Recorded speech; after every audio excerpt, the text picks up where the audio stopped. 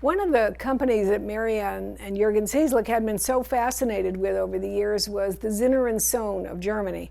And I find them particularly fascinating as well because it's so many of the pieces that they made appeared in Paris and would be sold in Paris shops as, well, they didn't come right out and say that they were French, but the implication was that they were. But they were actually made in Germany, and they had such an incredible imagination of the things that they did. If you do have a copy of German Doll Studies, you can see images that the Ciesliks put in there of the factory and the showroom at Zinner and Sohn, and literally hundreds of pieces lining their shelves, different pieces of the different designs they did. I don't know who did their design work, but they were wonderful and so simple. Honestly, I don't know, maybe kids were different, but I'd like to think that kids today would get one of these little treasures and that would amuse them for hours, but they're very simple. They usually have a little wooden knob at the front, and then when you turn the knob,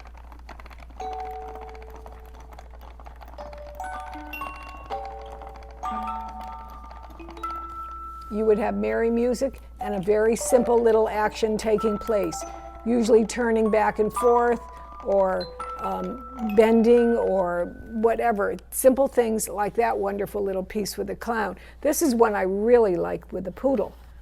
I think, now watch him. I'm going to do him from the side first because I want you to pay attention to his tail. So he's a poodle organ grinder, which is quite a take on things. And when you turn the knob, music plays and he plays the organ. And not only does his arm move, his head turns, but his tail is wagging back and forth. That's a great piece. This is a wonderful one. Ciesliks did a complete article on this for German Doll Encyclopedia, our German Doll Studies, and it was called the tennis theme because it was during the late 1800s, 1890 era, that tennis became such a popular sport and women became involved, and this was considered acceptable for women.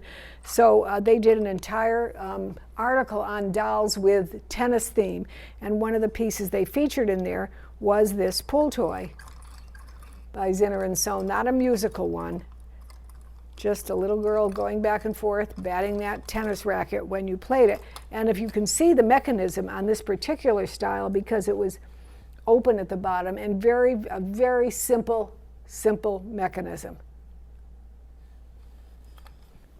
And here are two of my favorites.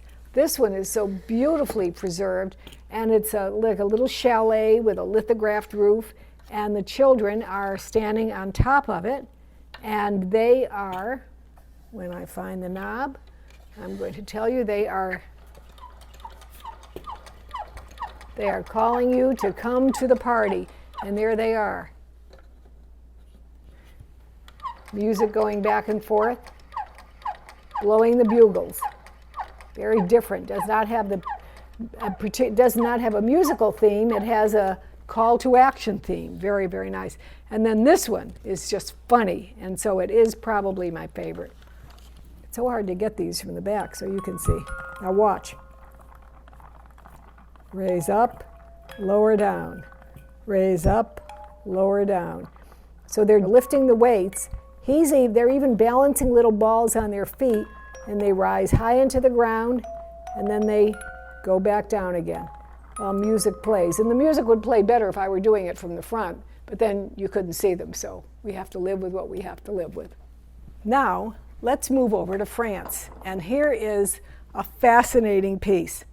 One of the collections that we are selling, the private collections, is that of Marisol Valverde, and she was from Biarritz, France, a wonderful collection, beautiful French dolls. I'll be showing you some in a moment.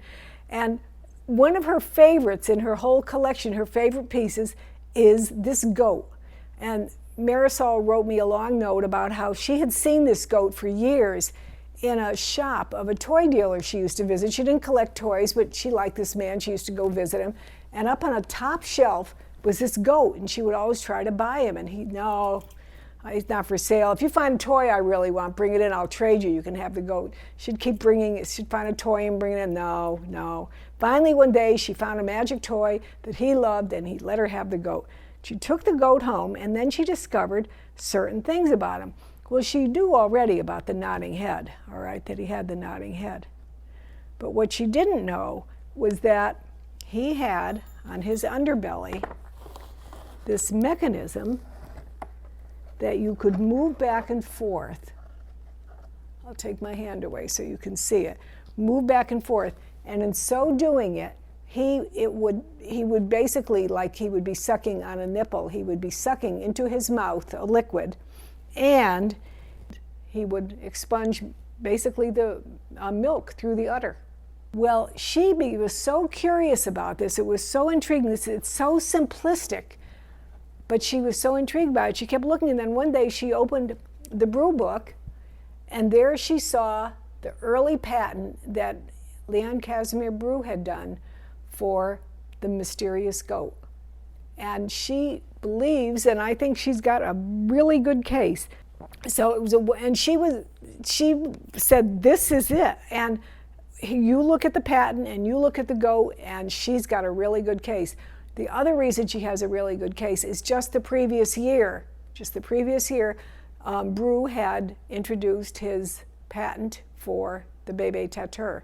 And it basically is the same kind of internal works. And so it's a great piece of research and a wonderful, mysterious goat in so many ways. One of the great pieces in this auction. I talked to you about the important collections that we're featuring in this catalog, and two of the other important collectors. One of them is Marisol Valverde, and you've just seen the mysterious goat from her collection. It's curious to think about that goat when you think about this is the type of doll she really loved, these exquisite French dolls. And there are many, many of them in that 400 lot auction, but I wanted to put a few of them out to you that I think are very, very special. We have over here on the far side the Bebe Mother Row in this lovely little size. It is very, very rare to find for a Bebe Mother Row. And she's holding a little poupard, and she's being presented in that way. And I'll turn her around because I know you like to see the backs of the dolls that you don't get a chance to see otherwise. Beautiful brown eyes on this girl. Lovely costume. Inside the case is one of my favorites in the auction, is this tiny, tiny little Bebe Steiner. She is so fine with her original body, and we made her in a little display with a little vase of flowers and a little basket. But she has, when they're small like this, one of the things you want to look for is the quality of their modeling and painting, and she has it. She's just absolutely stunning. There is a wonderful Vichy automaton of a banjo player, and we're going to wind him for you to hear.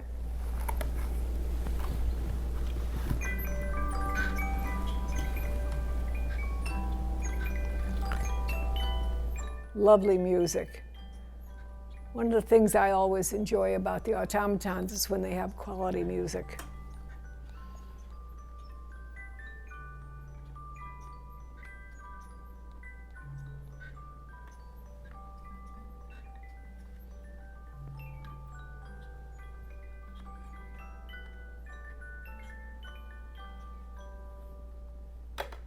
Perfect ending.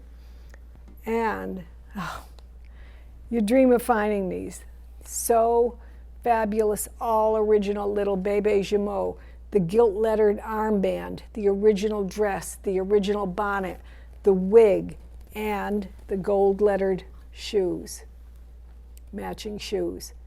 So perfect in every way, and on top of it, she's beautiful, and she's perfect. She's perfect condition, like out of the bandbox, so they say. You just simply can't find these dolls anymore. They're precious. You can't put a value on them. They're so precious. And then I wrote a Facebook thing about this girl because when I was cataloging her, she's by Schmidt, I realized that she had the pear-shaped face, and I didn't think I had ever seen another pear-shaped face in this smaller size. And I wrote about this. I have had a response from one person who has one 1 inch taller. So far, I've found of no other one, so this would be an extremely rare doll, the pear-faced Schmidt 4/0 in this tiny, tiny size. And then this begins the auction, and well, she should, because she's an absolute beauty. These are all from Marisol Valverde. She wrote a little paper about her early collecting. She said she came from a family of all boys except her. And so she really wasn't given the education that the boys were given at that time. So she turned to learning other things. And at some point in her life, she became fascinated with the subject of dolls.